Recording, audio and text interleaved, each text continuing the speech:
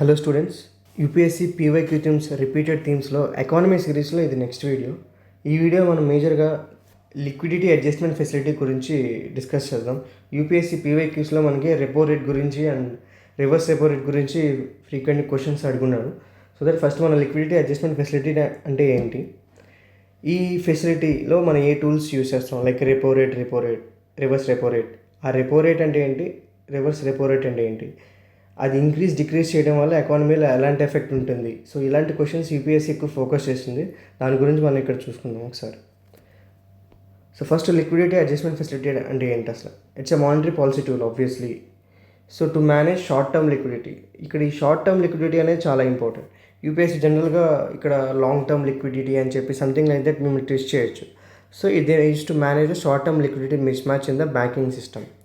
So what is men by the short term liquidity miss match in the banking system? So అంటే ఏంటంటే major objective ఏంటంటే day to day miss matches అనమాట. For example ఒక డేలో withdrawal of money is more than the deposits అనుకో. So banks అప్పుడు ఎక్కడి నుంచి తీసుకొస్తాయి? సో అలాంటి సిచ్యువేషన్స్లో maybe they can take some limited time loan from other banks. ఒకవేళ అదర్ బ్యాంక్స్ కూడా ఇచ్చే పరిస్థితులు లేకపోతే they can go with this repo rate process అనమాట. Things like that, repo rate అలా. ఓకే, అండ్ ఎవరు దీన్ని యూజ్ చేయొచ్చు repo rate? Mostly scheduled commercial banks. Okay, they are mostly used by the scheduled commercial banks who can use this facility అంటే. Okay, ఎవరు provide చేస్తారంటే it is RBI. Next, A operations ద్వారా ఈ liquidity adjustment అనేది జరుగుతుంది? Repo operations and reverse repo operations. Okay, and repo rate అంటే ఏంటి? It is the interest rate at which RBI lends short-term funds to the commercial banks against the government securities. Also ఇప్పుడు banks అనేది repo rate ద్వారా RBI దగ్గర borrow చేస్తాయి కదా. So ఈ ప్రాసెస్లో ఆ మనీ బారో చేసేటప్పుడు ఏదైనా కొలాటరల్స్ యూజ్ చేయాలా? They need to give some collaterals. No, it can be government securities, anything. So ఆ రెపో ప్రాసెస్లో అనమాట. సో ఈ కొలాటరల్స్ని, ఈ రెపో అంటే ఏంటి అసలు full form? Repurchase agreement. So the name itself is saying repurchase. అంటే బ్యాంక్స్ ఏవైతే కొలాటరల్ పెట్టి ఆర్బీఐ దగ్గర రెపో రేట్ అనే ఒక ఇంట్రెస్ట్ రేట్ దగ్గర తీసుకుంటున్నాయి లోన్స్, షార్ట్ టర్మ్ లోన్స్, ఈ రీపర్చేస్ అగ్రిమెంట్ అంటే అదే లోన్కి కొన్ని రోజుల తర్వాత దే విల్ బై బ్యాక్ అనమాట. So that is what repurchase agreement or repo rate అంటే. Okay, and next, why is repo rate is called the policy rate?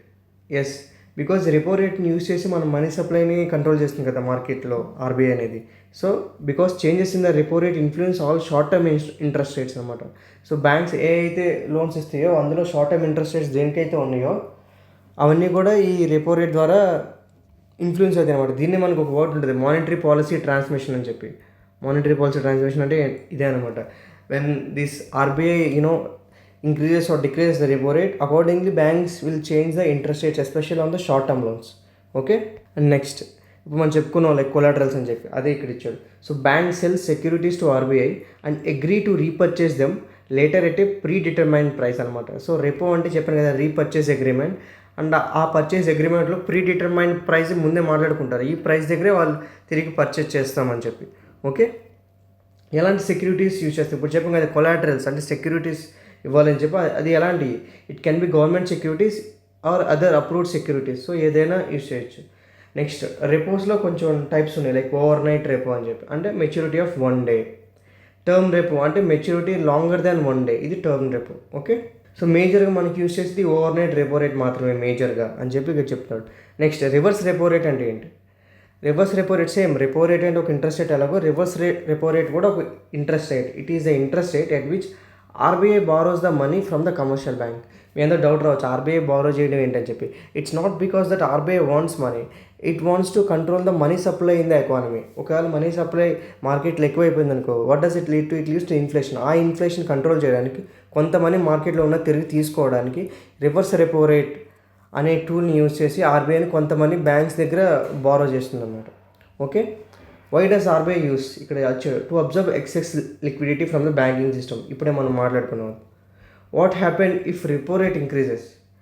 Repo rate increase చేస్తే ఏమవుతుందంటే, ఓకే, రెపో రేట్ అంటే RBI ఎక్కువ వడ్డీ ఇస్తుంది. So banks park more funds with RBI, thereby reducing the money supply in the economy. So ఆర్బీఐకి ఇస్తే RBI దగ్గర మనకి ఎక్కువ ఇంట్రెస్ట్ రేట్ వస్తుంది కాబట్టి, సో బ్యాంక్స్ వాళ్ళ దగ్గర ఉన్న ఫండ్స్ అని చెప్పి ఆర్బీఐకి ఇస్తాయి. సో దట్ ఓవరాల్గా ఎకానమీలో మనీ సప్లై తగ్గుతుంది అనమాట. ఓకే, అదే రెపో రేట్ డిక్రీజ్ చేస్తే దానికి opposites. So banks and more money అంటే ఏంటి దాని అర్థం? సో ఓకే, ఆర్బీఐకి ఇస్తే మనకి ఎక్కువ ఇంట్రెస్ట్ రేట్ రాదు, వడ్డీ రాదు. సో దట్ మనం మార్కెట్లోనే పీపుల్కి ఎవరైతే లోన్స్ ఇస్తామో అక్కడే మనకి ఎక్కువ ఇంట్రెస్ట్ రేట్స్ వస్తాయి అని చెప్పి వాళ్ళకి ఎక్కువ ఇస్తుంది అనమాట. Thereby increase the money supply.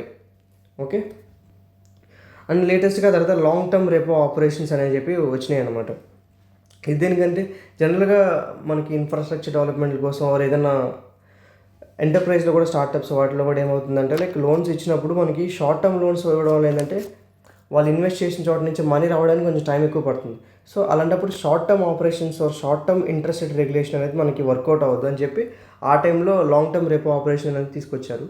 You just have to know the concept. It is a facility through which RBI provides long term liquidity to the banks at repo rate. Okay, అది ఎందుకు introduce చేసి to improve liquidity and credit flow in the economy.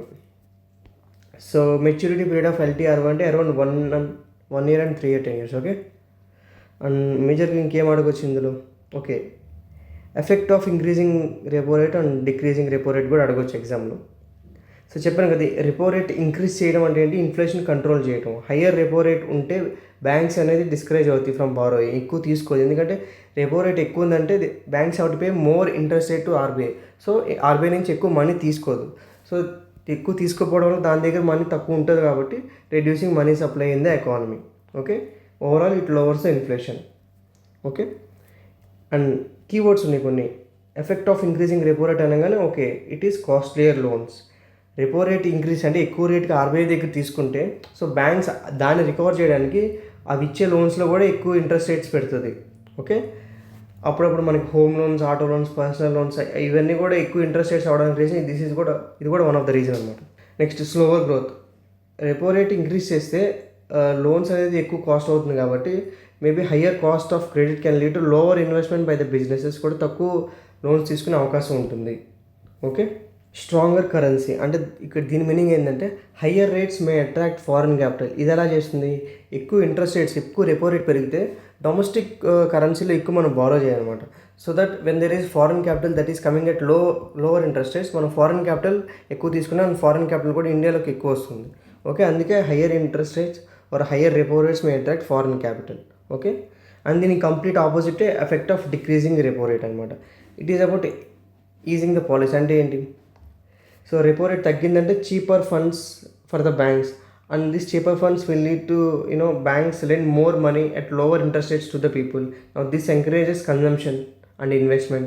Consumption is for normal people, investment is for business people, right? Cheaper loans వస్తున్నాయి అంటే మనకి increasing disposable income కూడా మనకు పెరుగుతుంది. ఇది కీవర్డ్ అనమాట. సో ఇలాంటివన్నీ అడగొచ్చు మనల్ని. అండ్ మోర్ మనీ అంటే డిక్రీజింగ్ రెపో రేట్ అంటే more money will be supplied in to the economy and this may lead to increased inflation over the time. Money supply పెరుగుతుంది, ప్రైజెస్ పెరగవచ్చు because more money chasing the few goods. Okay, and weaker currency. ఎందుకు weaker currency అంటే inflation అనేది పెరిగితే ఆబ్వియస్గా purchasing power of currency అనేది తగ్గుతుంది కదా, and that is the reason weaker currency. Now this may lead to capital outflows. ఎందుకు మనకి? So Indian money lower interest రేట్స్కి వస్తుంటే ఇక్కడ ఉన్న పీపుల్ కానీ ఇన్వెస్ట్మెంట్ చేసేవాళ్ళు కానీ ఇక్కడ ఉన్న బ్యాంక్స్ని ఇండియన్ మనీనే తీసుకుంటారు కదా ఇన్వెస్ట్ చేయడానికి. సో ఆబ్వియస్గా ఫారెన్ క్యాపిటల్ ఏదైతే ఉందో అది ఎక్కడైతే ఇంట్రెస్ట్ రేట్స్ ఎక్కువ ఉంటాయో వేరే కంట్రీస్లో అక్కడికి వెళ్ళిపోతుంది అన్నమాట. దాన్నే మనం క్యాపిటల్ అవుట్ఫ్లోస్ అంటాం. Okay, this can hurt imports and enhance the exports. ఇదేలా మనకి ఇక్కడ మనకి రెపో రేట్ తగ్గించడం వల్ల మనీ సప్లై ఎక్కువ అవడం వల్ల ఇన్ఫ్లేషన్ పెరిగిందంటే అర్థం ఏంటంటే మనీ సప్లై పెరిగింది, పర్చేసింగ్ పవర్ ఆఫ్ మనీ తగ్గేది అనమాట. సో దాని అర్థం ఏంటి? Like $1 may need more rupee. Okay, అదే ఇన్ఫ్లేషన్ అంటే. సో అప్పుడు ఏమవుతుంది? మనం ఏదైతే ఇంపోర్ట్ చేసుకుంటున్నామో దానికి ఎక్కువ మనీ అనేది పే చేయాల్సి వస్తుంది. సో దానివల్ల ఏంది? హర్ట్ ఇంపోర్ట్స్ అంటే ఇంపోర్ట్ చేస్తాం, తగ్గించేస్తాం. బట్ ఎన్హాన్సింగ్ ఎక్స్పోర్ట్స్ అని ఎందుకన్నారు ఇక్కడ? సో ఇండియా మనీ అనేది వీకర్ కరెన్సీ అయినప్పుడు ఇండియన్ కరెన్సీస్ యూజ్ చేసి తక్కువ కరెన్సీతోనే ఎక్కువ గూడ్స్ ఫారిన్ కంట్రీస్లో కొనుక్కోవచ్చు అనమాట. ఓకే, దానివల్ల ఇండియన్ గూడ్స్కి డిమాండ్ ఫారిన్ కంట్రీలో పెరుగుతుంది కాబట్టి this enhance the exports. Okay, these are the conceptual things that you have to know. Okay, at least ఇవి మీరు నేర్చుకుంటే so that you can address the questions coming from the monetary policy area, especially repo rate and reverse repo rate. Okay, next video వచ్చేసి మనం ఈ CRR SLR గురించి చెప్పుకుందాం. Okay, keep watching this channel. Thank you.